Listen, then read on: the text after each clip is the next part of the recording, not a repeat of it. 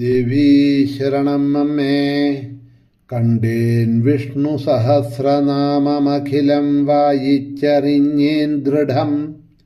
പണ്ടേ തന്നെ ഇതാ ഹതികേശവനുടെ സോദരീ സത്യമായി എൻ ഗാനങ്ങളിലങ്ങു ചേർത്തു നലമോടാലോ ആലാപനം ചെയ്കയാലെൻ ചിത്തം കുളിരാർന്നുഹ സുഹൃതി നീ എന്നാറ്റുകാലീശ്വരീ. ദേവീ ശരണം അമ്മേ. സർവത്ര ദേവീ നാമസങ്കീർത്തനം. മഹാദേവീ നമ. സുപ്രഭാതം, ശുഭദിനം.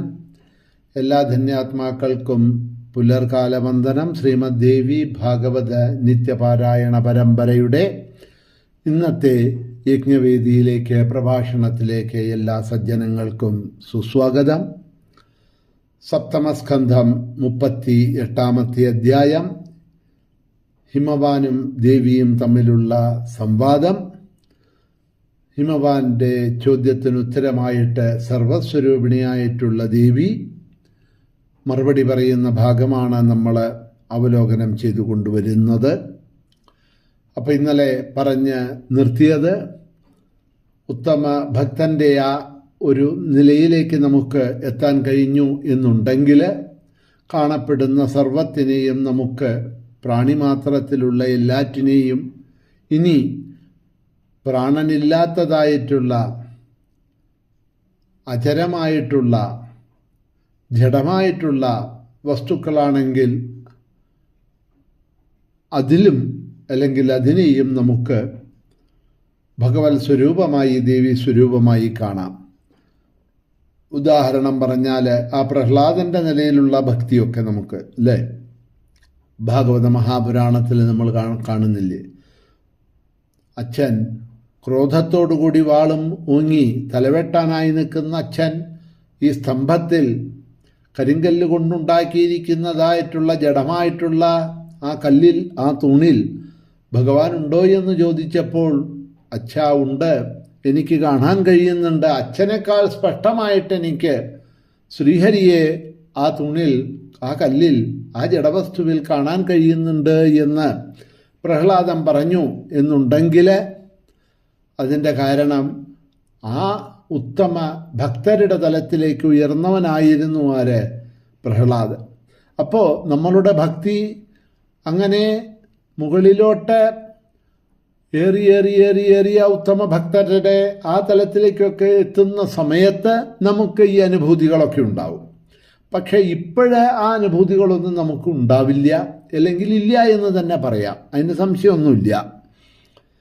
ആ നിലയിലേക്ക് പോകുമ്പോൾ മാത്രമേ ആ അനുഭൂതി ഉണ്ടാവുള്ളൂ. അപ്പം പിന്നെ നമ്മുടെ ഈ തലത്തിൽ നിന്നും ആ തലത്തിലേക്ക്, ആ ഭക്തരുടെ തലത്തിലേക്ക് ഉയരാനുള്ള മാർഗം എന്താണ് എന്ന് ചോദിച്ചാൽ, അതിനുള്ള മാർഗങ്ങളാണ് എന്ത്? ഈ ക്ഷേത്രാടനങ്ങൾ, തീർത്ഥാടനങ്ങൾ, നാമസങ്കീർത്തനങ്ങൾ, വ്രത അനുഷ്ഠാനങ്ങൾ, ഉത്സവാദി കാര്യങ്ങൾ. ഇതൊക്കെ എന്തിനാണ് എന്ന് ചോദിച്ചിട്ടുണ്ടെങ്കിൽ നമുക്ക് ആ തലത്തിലേക്ക് ഉയരാനുള്ളതാണ് എന്ന് നമുക്ക് മനസ്സിലാക്കാം. ഐക്യം ദേദാന ഹോമ വ്രത നിയമ സാഖ്യ യോഗ എന്നൊക്കെ പറയുന്നുണ്ടല്ലോ. ഇതൊക്കെ എന്തിനാണ് എന്ന് ചോദിച്ചിട്ടുണ്ടെങ്കിൽ ആ ദേവിയിൽ, ഭഗവതിയിൽ അചഞ്ചലമായിട്ടുള്ള, നിഷ്കപടമായിട്ടുള്ള ആ ഭക്തി നമ്മളിൽ ഉണ്ടാവാനായിക്കൊണ്ടാണ്. അല്ലെങ്കിൽ ദേവനിൽ, ഭഗവാനിൽ ആ തരത്തിലുള്ള ഭക്തി നമുക്ക് ഉണ്ടാവാനായിക്കൊണ്ടാണ്. അപ്പോൾ ആദ്യം ആ സാരത്തിനെ അവിടെ ആദ്യത്തെ ആ ഉത്തരത്തിൽ പറഞ്ഞു കൊടുത്തതിന് ശേഷം നമ്മളെപ്പോലെയുള്ള സാധാരണ ജനങ്ങൾക്ക് വേണ്ടിയിട്ട് ഹിമവാൻ ചോദിച്ചതിൻ്റെ ഉത്തരവും ദേവി ഇവിടെ പറഞ്ഞു കൊടുക്കുന്നുണ്ട്. അപ്പോൾ അതിലൂടെ നമുക്ക് ഈ തലത്തിലേക്ക് എത്താൻ നമുക്ക് സാധിക്കുമെന്ന് പറയാം. ആ ഭാഗങ്ങളെയാണ് അവലോകനം ഇനി ചെയ്തു കൊണ്ടുപോകാൻ പോകുന്നത്. തഥാഭിഭക്തവാത്സല്യാദ് കിഞ്ചിത് കിഞ്ചിത് അധോച്യതേ ശൃണുഷാവാഹിതോ ഭൂത്വാ നഗരാജാവചോ മമ. അങ്ങയോടുള്ള ഭക്തി വാത്സല്യ നിമിത്തം ഞാൻ അങ്ങക്ക് അങ്ങയുടെ ചോദ്യത്തിന് ഉത്തരമായിട്ട് അതൊക്കെ കുറച്ച് പറഞ്ഞു തരാം. ഹേ നഗരാജ, ഹിമാലയ, മലകളുടെ രാജാവേ, ഞാൻ പറയുന്നതിനെ അങ്ങ് ശ്രദ്ധിച്ചു കേൾക്കുക എന്ന് പറഞ്ഞിട്ടാണ് പിന്നീട് അതിനുള്ള ഉത്തരങ്ങൾ പറയാൻ തുടങ്ങുന്നത്. ദർശിക്കേണ്ട പവിത്രങ്ങളായിട്ടുള്ള പുണ്യസ്ഥലങ്ങൾ ഏതെല്ലാമാണ് എന്നാണല്ലോ ആദ്യമായിട്ടുള്ള ചോദ്യം. അപ്പോൾ അതിനുള്ള ഉത്തരമാണ് ദേവി പറഞ്ഞു കിടക്കുന്നത്. ആദ്യം, കോലാപുരം മഹാസ്ഥാനം യത്ര ലക്ഷ്മി സദാസ്ഥിത, മാധുപുരം ദ്വിതീയം ച രേണുകാധിഷ്ഠിതം പരം, തുലജാപുരം തൃതീയം സ്യാൽ സപ്തശൃംഗം തഥൈവ ച, ഹിംഗുളായാ മഹാസ്ഥാനം ജ്വാലാമുഖ്യാ തഥൈവ ച മുതലായിട്ടുള്ള ശ്ലോകങ്ങളിൽ കൂടി ആ പുണ്യക്ഷേത്രങ്ങൾ ദർശിക്കേണ്ടതായിട്ടുള്ള പവിത്രങ്ങളായിട്ടുള്ള ദേവി സദാ പ്രത്യക്ഷ സ്വരൂപത്തിൽ വിളങ്ങുന്നതായിട്ടുള്ള ഭക്തരെ അനുഗ്രഹിക്കുന്നതായിട്ടുള്ള സ്ഥലങ്ങളെയാണ് കുറച്ചെല്ലാം ഇവിടെ ദീർഘമായിട്ട് പറഞ്ഞു പോകുന്നത്. അതിൽ കോലാപുരമാണ് എൻ്റെ ഒരു മഹാസ്ഥാനം, കോലാപുരേശ്വരി. അവിടെ ലക്ഷ്മി ദേവിയായിട്ട് ഞാൻ സദാ വർത്തിക്കുന്നുണ്ട്. മാതൃകാപുരമാണ് രണ്ടാമത്തേത്, രേണുകാദേവിയായിട്ട് ഞാനത് അവിടെ വസിക്കുന്നുണ്ട്. തുൽജാപുരം സപ്തശൃംഗവുമാണ് മൂന്നാമതായിട്ട് പറയാനുള്ളത്. ഹിംഗുളയുടെയും ജ്വാലാമുഖിയുടെയും മഹാസ്ഥാനങ്ങളാണ് ഇവ രണ്ടും.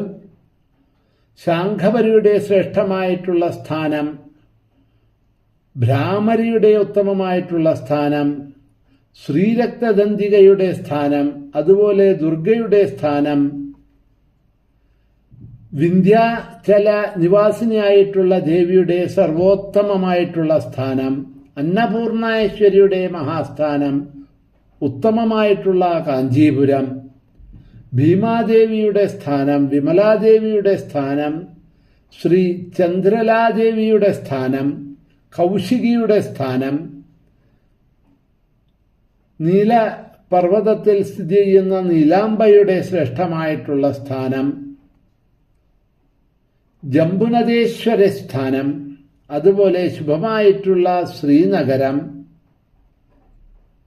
നേപ്പാളില് പ്രതിഷ്ഠിച്ചതായിട്ടുള്ള ഗുഹ്യകാളിയുടെ മഹാസ്ഥാനം, ചിദംബരത്തിലെ മീനാക്ഷി ദേവിയുടെ പരമമായിട്ടുള്ള സ്ഥാനം, സുന്ദരീ ദേവി അധിവസിക്കുന്നതായിട്ടുള്ള മഹാസ്ഥാനമായ വേദാരണ്യം, പരാശക്തിയെ പ്രതിഷ്ഠിച്ചിരിക്കുന്ന ഏകാംബരം എന്ന മഹാസ്ഥാനം, യോഗേശ്വരിയെ പ്രതിഷ്ഠിച്ചിരിക്കുന്നതായിട്ടുള്ള മദാലസാസ്ഥാനം, അതുപോലെ ചീനിയിൽ പ്രതിഷ്ഠമായിട്ടുള്ള നീലസരസ്വതിയുടെ സ്ഥാനം, സർവ ഉത്തമമായിട്ട് കരുതുന്നതായിട്ടുള്ള വൈദ്യനാഥത്തിലെ ബകളയുടെ സ്ഥാനം,